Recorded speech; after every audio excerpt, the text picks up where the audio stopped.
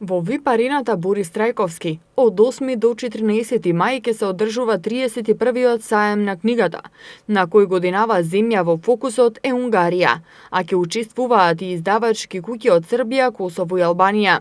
Покрај понудата на изданија со саемски попусти, планирани се и промоции и средби со автори.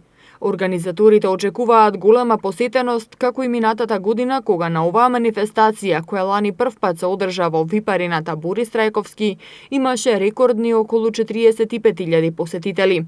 Сите што ќе го посетат саемот на книгата, ќе може да ги проследат промоциите кои ги организираат издавачките куќи на своите штандови, да ги видат сите нови наслови, но и да набават книги со големи саемски попусти. Според учесниците на саемот, преводите се секогаш поактуелни, но во последните години расте трендот и на македонските автори, особено од помладата генерација.